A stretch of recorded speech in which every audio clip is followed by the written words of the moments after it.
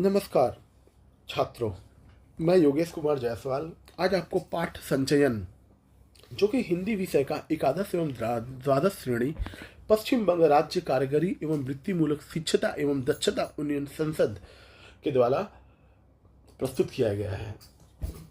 इसे हम इंग्लिश में West Bengal council of vocational HS कहते हैं। उसमें जो हिंदी विषय है उसमें जो 11वीं कक्षा में जो आप जो अभी सेमिस्टर हो गया है, आपको हर एक 6 महीने में आपको एग्जाम देना पड़ता है। तो जो फर्स्ट सेमिस्टर है उसमें आपको सूरदास के पद जो है वो आपको सम्मिलित किया गया है। तो सूरदास के पद में आपको वात्सल्य के पद हैं। तो इसमें मैं आपको पहले सूरदास के बारे में बताऊंगा। तो सूरदास जी ने वात्सल्य, माता और पुत्र के प्रेम को बड़े ही सुंदरतापूर्वक बताया है। माता अपने बालक को किस तरह बिना किसी लोभ के प्रेम करती है। सूरदास वात्सल्य का एक एक क्षेत्र को जानते हैं। सूरदास क्योंकि आंखों से देख नहीं सकते थे, उन्हें कुछ दिखाई नहीं देता था, लेकिन सूरदास ने इतने अच्छे से माता और पुत्र का वर्णन किया है, संसार में वो कहीं भी आपको नहीं मिलेगा। कहीं भी इतना अच्छा भावना, माता और प्रेम का भावना जो उन्होंने अपने आराध्य श्री कृष्ण भगवान की बाल लीला और माँ और पुत्र का जो प्रेम को वर्णित किया है, वो आपको सारे संसार में कहीं किसी भी साहित्य में आपको नहीं मिलेगा। सूरदास कृष्ण भक्ति शाखा के प्रतिनिधि कवि हैं। उन्होंने अपनी बंद आंखों से श्री कृष्ण के वात्सल्य का जो वर्णन किया है वह संपूर्ण साहित्य की अमूल्य धरोहर है। रामचंद्र शुक्ल ने सूरदास के वात्सल्य वर्णन की प्रशंसा करते हुए लिखा है, आगे होने वाली श्रृंगार और वात्सल्य की उक्तियां सूर्य की जूठी सी जान पड़ती है। मतलब जितने भी लोग अगर आगे में जो भी सूरदास के बाद जो भी लिखे या जो भी लिखेंगे, जब भी हम उन्हें सुनेंगे, क्योंकि हम सूरदास जी को सुन चुके हैं, जो भी पहले सूरदास जी के वात्सल्य के पद को जो भी सुनेगा, उन्हें ये मालूम होगा कि ये सुन रहे हैं ये कहीं से चुराया हुआ है, कहीं से लिया गया है, कि ये जूठन है। आचार्य रामचंद्र शुक्ल ने सूरदास को वात्सल्य वर्णन का सम्राट घोषित करते हुए कहा है, सूरदास ने अपनी बंद आंखों से वात्सल्य का कोना कोना झांका है। सूरदास जी का जन्म दिल्ली के निकट व्रज की ओर स्थित सिही नामक गांव में सन 1948 ईस्वी में हुआ था। हिंदी साहित्य में वात्सल्य रस का सजीव, सरल और आकर्षण वर्णन करने वाला भारत ही नहीं संपूर्ण विश्व में कोई प्रख्यात कवि हुआ है तो वो सूरदास ही है। सूरदास हिंदी साहित्य में भक्ति काल के सगुण धारा के कृष्ण भक्ति उपशाखा के महान कवि हैं। उनका वात्सल्य वर्णन हिंदी साहित्य की अनुपम निधि है।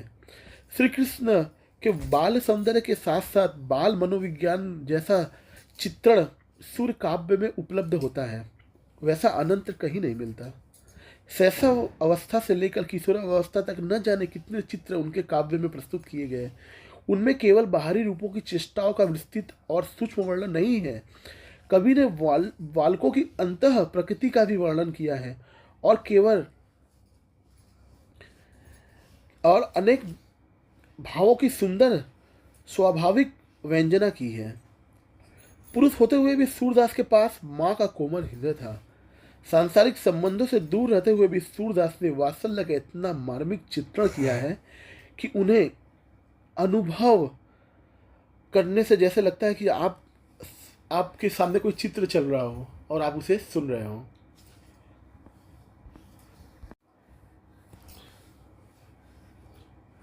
सूरदास जी ने अपने काव्य में श्री कृष्ण की बाल क्रीड़ाओं को मात्र हृदय से निहार कर जैसा मानविक सजीव, मन को मुग्ध करने वाली जो चित्रण किया है, वैसा चित्रण हिंदी साहित्य में मिलना असंभव है। अपने मानवीय तथा लौकिक संदर्भों में ये लीलाएं सूर्य के काव्य की स्थायी निधि है और इनकी इस मानवीय तथा अलौकिक आकृति के संबंध में उनके अंतर्गत निहित तथा व्यंजित सूर्य काव्य की विशिष्टता का उभारा जा सकता है। बालक श्री कृष्ण का सरल स्वभाव सूर्य के हृदय को मात्र हृदय की ओर आनंदित करता है। उनके मन माँ यशोदा की तरह सरलता, वात्सल्यता और आनंद की कोमलता को अनुभूतियों का बहाव होता है। ये सब कवि के जीवन के प्रति आस्था का प्रमाण है। यहाँ सूरदास ने वात्सल्य के पद में कहा है, मैया मोही दाऊ बहुत खिजायो, मोसे कहत मोल के लिन्हो, तू जसीमतु कब जायो। श्री कृष्ण कहते हैं, मैया दाऊ ने मुझे बहुत चिढ़ाया है, मुझसे तक कहते हैं तू मोल लिया हुआ है। यशोदा मैया ने भला तुझे कब उत्पन्न किया। यहाँ पर मैया का अर्थ होता है जसोदा माता। माता को मैया कहा जाता है। मोही मतलब मेरी माता। मेरी माता, दाऊ का अर्थ यहाँ पर है बड़ा भाई, तो वो बलराम को दाऊ कह रहे हैं। और खिजायो का मतलब है चिढ़ाना। तो यहाँ पर श्री कृष्ण भगवान कह रहे हैं कि मेरी माता जी, मेरे बड़े भाई बलराम जी मुझे बहुत चिढ़ाते हैं। मोसे कहत, मोसे का मतलब मुझसे, कहत मतलब कहना, मोल मतलब खरीदना, वस्तु विनिमय करना, के लिन्हो, को लिन्हो, लिन्हो मतलब लेना। मुझसे कहते हैं कि तुम्हें मोल के लिया गया है, तुमसे बाजार से खरीद के लाया गया है, तुझे जसुमती माता कब जन्मी है। तो मैं यहाँ पर आपको भावार्थ बता के, यहाँ पर जो आपको नए शब्द मिलेंगे उसके बारे में भी मैं आपको इसका आपको भावार्थ, इसका जो अर्थ है आपको मैं बताऊंगा। कहा कहो इही ऋषि के मारो, खेलन हो नहीं जानत, पुनी पुनी कहत कौन है माता, को है तुम्हारे तात। क्या करूं इसी क्रोध के मारे मैं खेलने नहीं जाता। वे बार बार कहते हैं तेरी माता पिता कौन है, तेरे माता पिता कौन है। तो कहा कहो इसी ऋषि के मारे मतलब इसी वजह से मैं खेलने को नहीं जाता हूँ। पुनी पुनी कहत कौन है माता, कौन है तुम्हारे तात। बार बार कहते हैं, पुनी पुनी का मतलब है बार बार कहते हैं। कौन है तुम्हारे तात, तात का मतलब यहाँ होता है पिता। और ऋषि मतलब होता है कि ऋषियाना, ऋषियाना मतलब रूठ जाना, ऋषि। तो इसी की वजह से भगवान श्री कृष्ण जो है अपने बाल, जब वो बहुत छोटे रहते हैं तो वो रूट जाते हैं और खेलने के लिए नहीं जाते हैं, क्योंकि बार बार वो उनको चढ़ाते हैं और बार बार कहते हैं कौन है तुम्हारा पिता, कौन है तुम्हारे माता। उसके बाद वाले जो पंक्तियां हैं, गोरे नंद जसोदा गोरी, तू कत श्याम शरीर, चुटकी दे दे हसत ग्वाल सब, सिखे दैत बलवीर। नंद बाबा तो गोरे हैं, माँ यशोदा भी गोरी है, तू सांवले रंग वाला कैसे। चुटकी देकर फुसला कर ग्वाल बाहर मुझे नचाते हैं, फिर सब हंसते हैं और मुस्कुराते हैं। पुनी पुनी, पुनी पुनी मतलब होता है बार बार।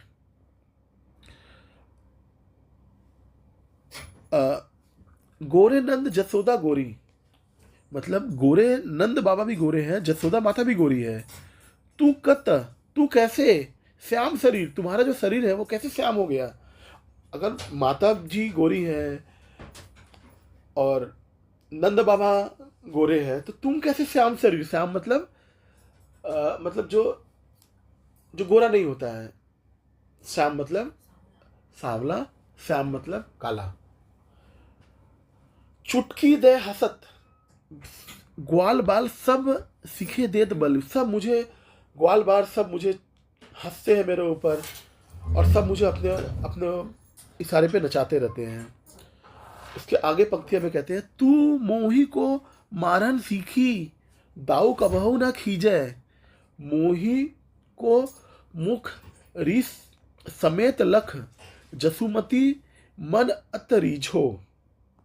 माँ तूने तो मुझे ही मानना सीखा है, दाऊ दादा को कभी डांटती भी नहीं।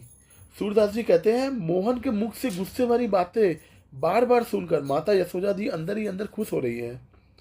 वे अंदर ही अंदर खुश हो रही है।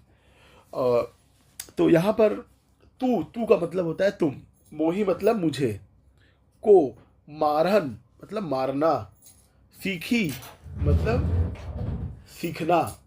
तुम मुझे ही मानना सीखी हो, तुम मुझे ही मानना जानती हो, तुम और किसी को मानना नहीं जानती। तुम केवल मुझे ही मानना सीखी हो। दाऊ कबहू न खींचे। दाऊ, जैसे मैंने पहले ही कहा कि दाऊ का अर्थ जो होता है वो बड़ा भाई होता है। दाऊ को ऊपर कभी नहीं आप गुस्सा आती हैं, कभी उसके ऊपर आप गुस्सा नहीं दिखाती हैं। और इस बात जब मोहन के मुख से, जब श्री कृष्ण भगवान के मुख से रिस समेत लख, जब ये बातें जब निकल रही है उनके मुंह से, जब ये गुस्से भरी बातें सुनकर माता यशोदा जी अंदर अंदर बहुत ही खुश हो रही है। जसुमती मन अत रीझ हो, मतलब मन मन में वो बहुत रीझना, मतलब बहुत प्रसन्न हो रही है। वो उनके मन से, उनके एक छोटे से रूप से, उनके छोटे से, उनके एक स्वरूप से इतनी इस ऐसी जो बातें जो निकल रही है उनसे माता यशोदा बहुत प्रसन्न हो रही है। सूरदास जी जैसे कहते हैं कि माता यशोदा कहती है, कान्हा सुनो, बलराम तो चुगलखोर है, वह जन्म से ही धूर्त है। जो बलराम है वो जन्म से ही धूर्त है। सूरदास जी कहते हैं कि माता यशोदा अपने बालक श्री कृष्ण को विश्वास भरे शब्दों में कह रही है, कृष्ण मुझे गायों की शपथ, मैं ही तुम्हारे माता हूं, तुम ही मेरे बेटे हो।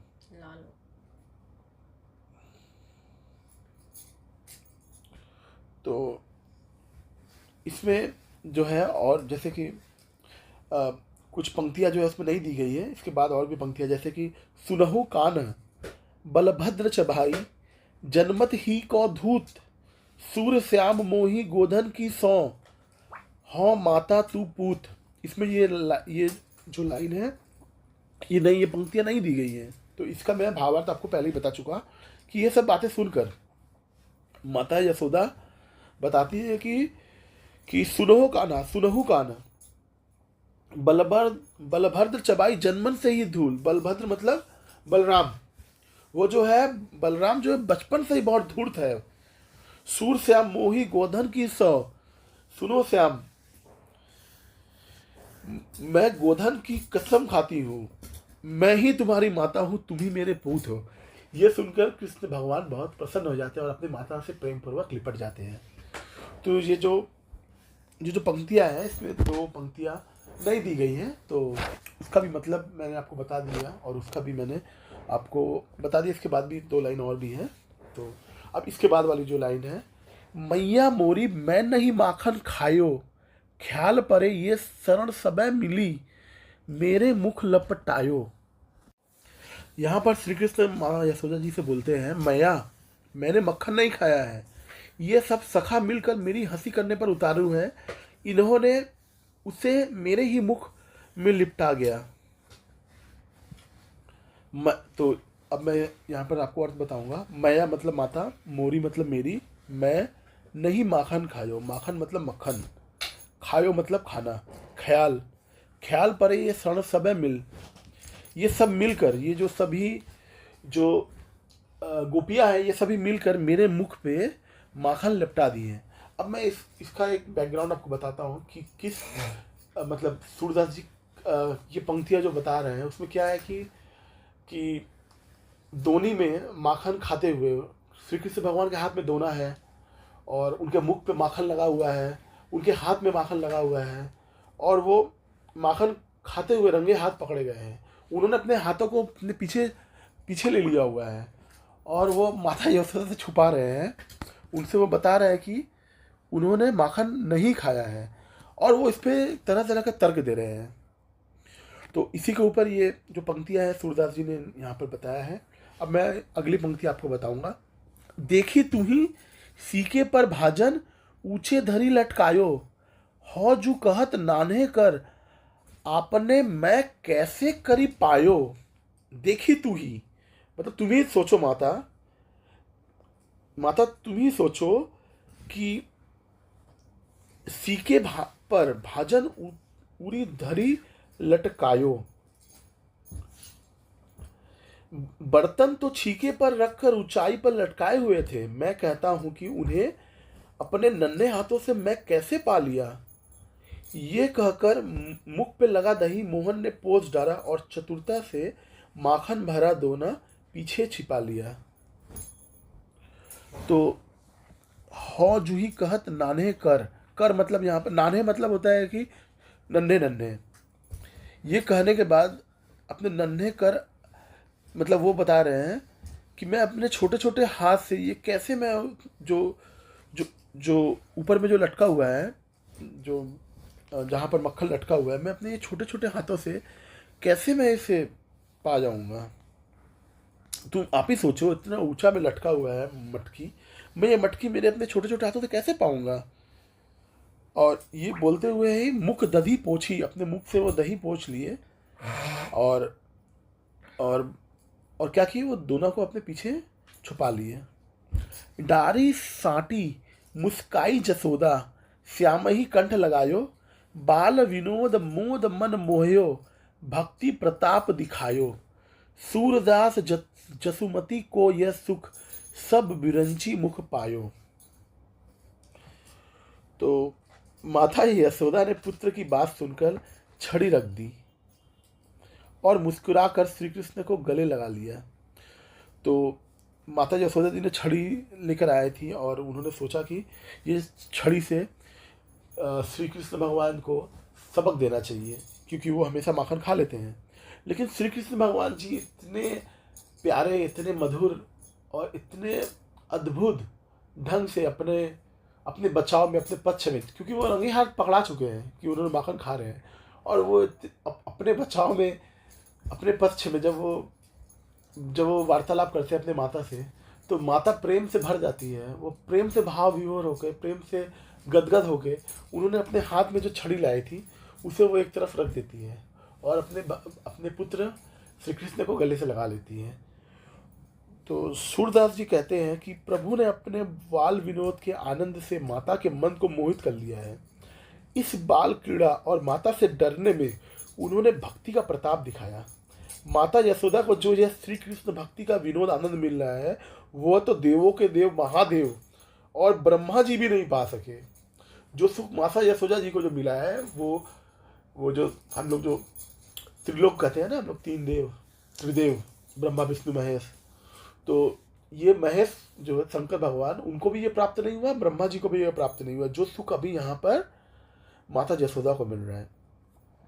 तो डारी साटी मुस्काई यशोदा, डारी साटी मतलब वो जो उनका वो जो डंडा लेके आई थी उसको हटा दी एक तरफ, और मुस्काई मतलब मुस्कुराना, जसोदा मतलब माँ जसोदा, श्याम भगवान मतलब श्री कृष्ण भगवान को कंठ से लगा ली, कंठ मतलब गले लगाना।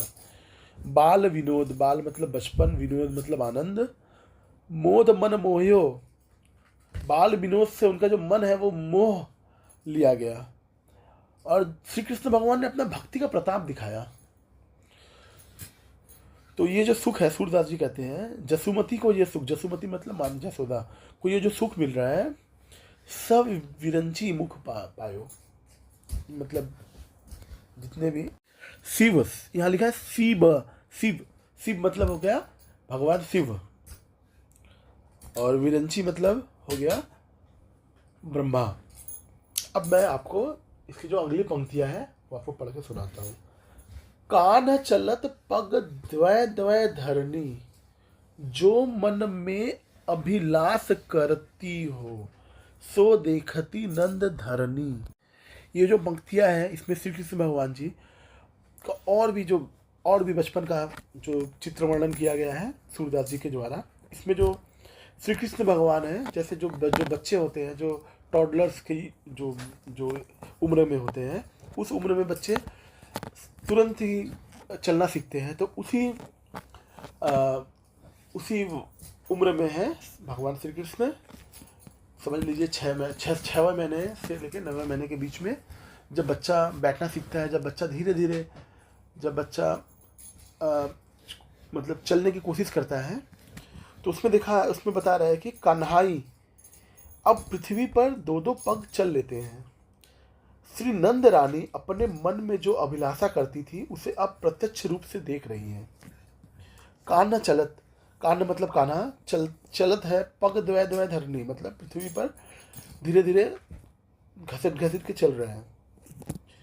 और जो मन में अभिलाष मतलब आशा, या जो भी आपका मन में जो मुराद है, जो भी आप चाहते हैं अपने मन में, करती हो सो देखती मतलब देखना। नंद धरनी मतलब होता है कि श्री नंद रानी, रुनुक झुनुक नुपुर पग बाजत, धुनी अति ही मन हरनी, बैठी जात पुनी उछत, तुरत ही सौ छवि जाई न बरनी।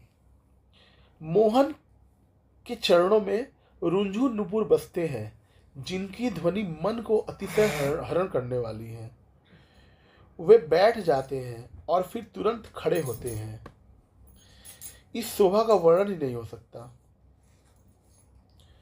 रुनुक झुनुक, जो नुपुर, नुपुर का मतलब होता है पायल, जो बच्चे पैर में जो चांदी का जो पहनते हैं, उसमें झुल मतलब जानते हैं कि उसमें जो छोटे छोटे जो जो घुंघरू जो लगाए रहते हैं वो बजते हैं, तो वो रुनुक झुनुक का आवाज़ उससे निकल रहा है।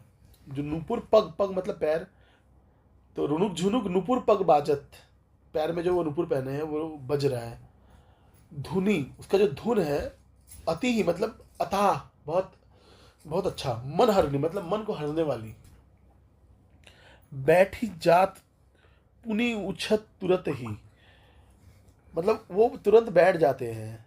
पुनी मतलब तुरंत ही वो अचानक से बैठ जाते हैं, तुरंत खड़े हो जाते हैं।